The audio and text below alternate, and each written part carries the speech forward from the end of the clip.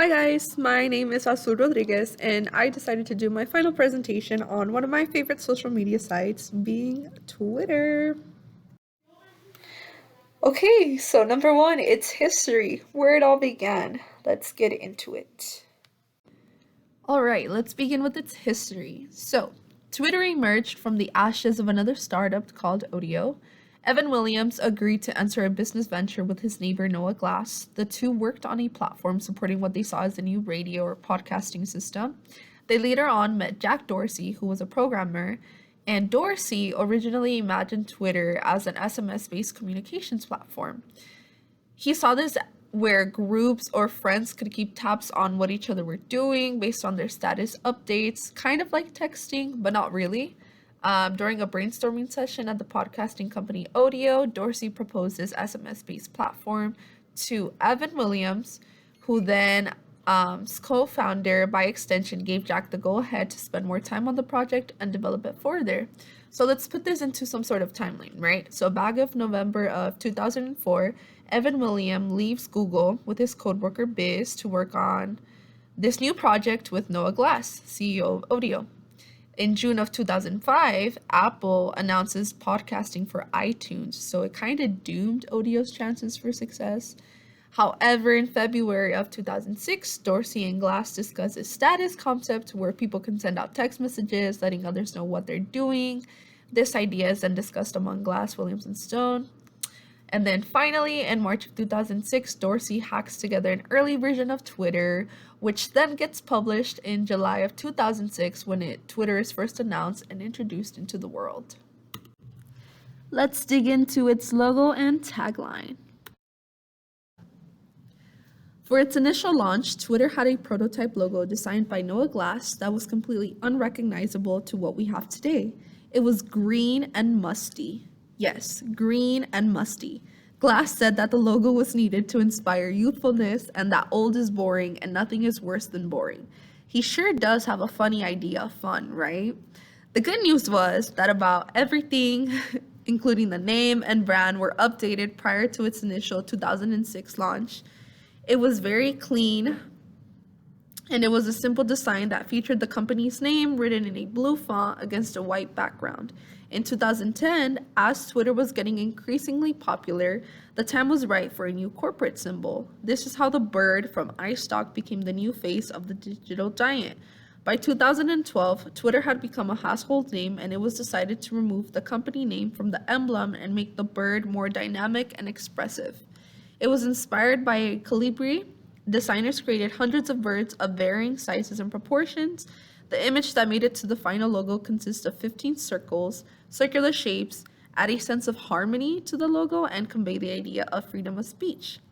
A fun thing about Twitter is that since it started up as an SMS based platform, the tagline, "What's happening," kind of just stuck, and people use it to tweet their feelings towards anything, whether that be political, entertainment, or anything else random. Let's head into Twitter's features. There are four main features I will be talking about today that set Twitter apart from its competitors. And that will be quoting a tweet, pinning a tweet, Twitter list, and tagging accounts on a tweet. Okay, so quoting the tweet is something everybody usually knows about, at least most people do. Quoting a tweet creates a new tweet with your thoughts on top of the original tweet. These start conversations and further relationships much faster than a simple retweet on its own. Pinning a tweet is a little different. You can and should pin a tweet so it stays at the top of your feed on your Twitter profile page. The pinned tweet is one of the simplest yet most powerful features on Twitter, especially when you're employing a follow first strategy to grow your account.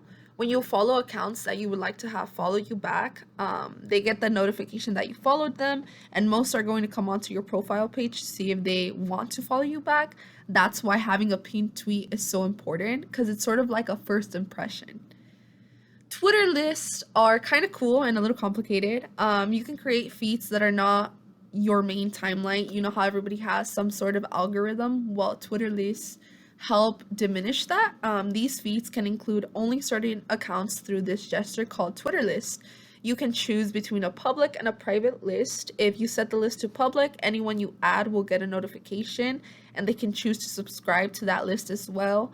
Or if you set it to private, accounts will be notified when you add them and you will be the only one with access to the list.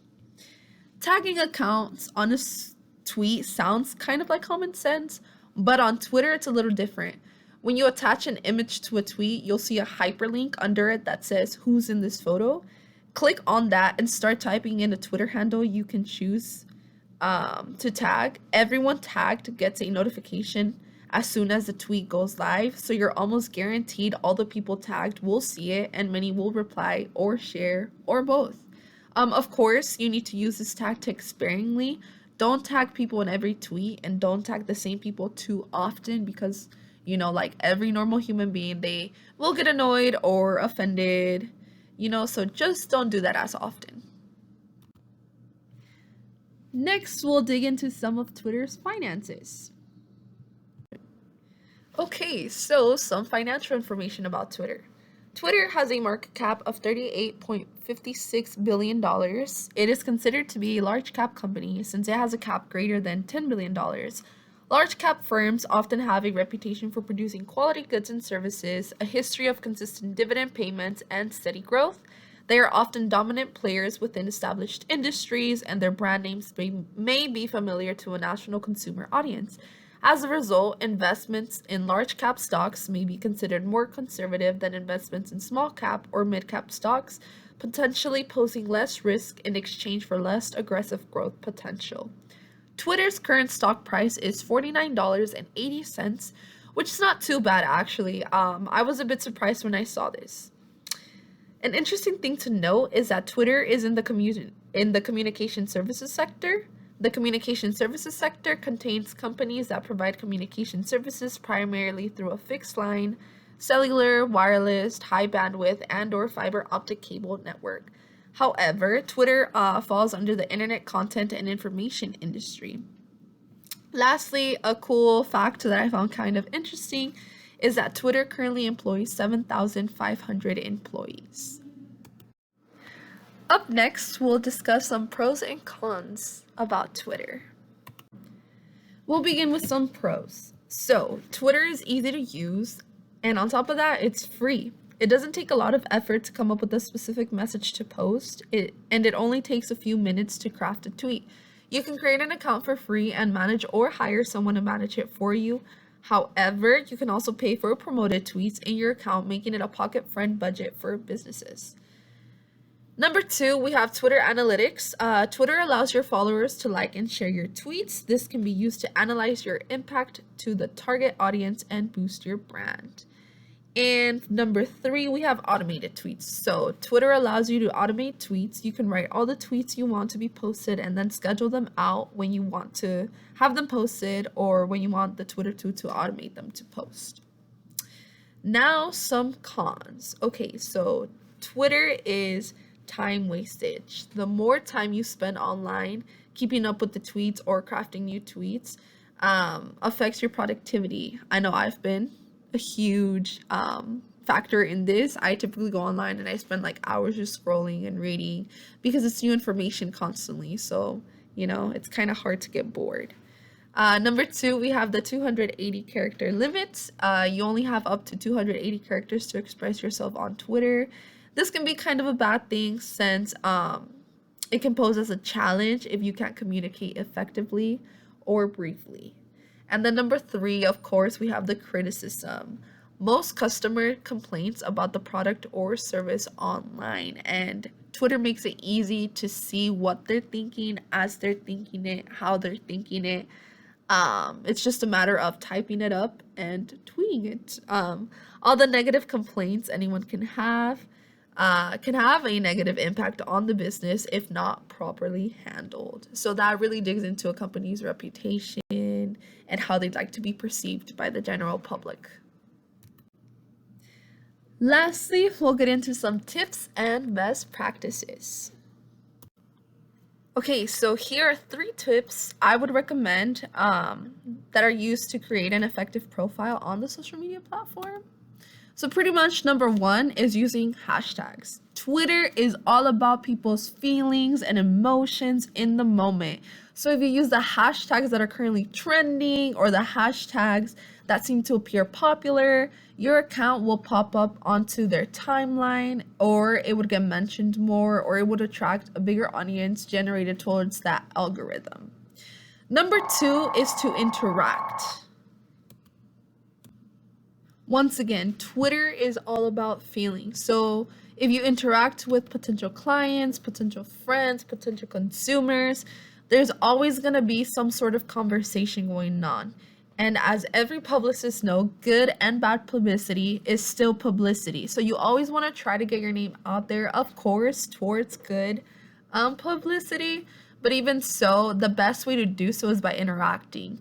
Like I said, you can do so by quoting tweets, retweeting tweets, maybe pin some tweets that went viral. I don't know, just make sure you're constantly interacting with stuff that interests you, with stuff that's relevant, with stuff that's going on.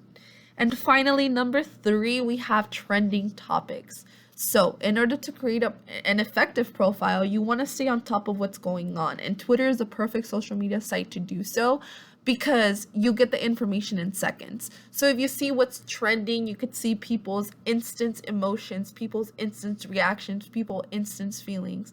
This is kind of beneficial towards you, so you can see how the general public is feeling. You can use this towards your analytics. So it all comes into hand about how you're interacting, what topics you're using, and how you want to be perceived as a company. Alrighty, now let's get into some of the best practices I would recommend that can be applied to effectively utilizing the platform to achieve organizational goals. Number one, post as much as you can. I know it can feel like you're being overwhelming, overbearing, just annoying somebody for posting too much. Don't think that way. Honestly, there's different time zones. People have different work schedules. Not everybody's going to be active at the times that you may be posting, which is why it's important to post constantly. Because if you post constantly, that gives you leeway in making sure you're going to attract a bigger audience and making sure that you have the ability to interact with those audiences because you don't know what time they're going to be online. Number two, create and curate content as much as possible. If you don't have time to create content, curate content. So look in to see what topics are being the topics of discussion, what's trending, look at the hashtag, look at the popular post, see what's been going on, see what's been viral in the past couple of hours that you haven't been online. Just make sure that there's something that you can post, because if there's no content, then there will be a possibility of you losing followers. Number three, you always want to make sure you're tagging those prospective accounts, people you've interacted with, thanking clients, just reaching out, making sure you're making people feel involved, because if you don't get some sort of involvement with somebody else, there's not going to be that connection that makes that loyalty towards the brand, okay? And then, of course, number four, use hashtags, because what gets you to meet people and what gets you to interact with people, it's common hashtags. So there's always wants to be some sort of communication. Open that door.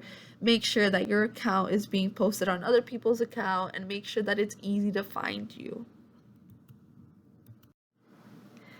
Thank you all so much for tuning in today. I appreciate you. If you have any questions or concerns, please feel free to comment down below. I will take the time to go in and answer any questions or concerns you may have.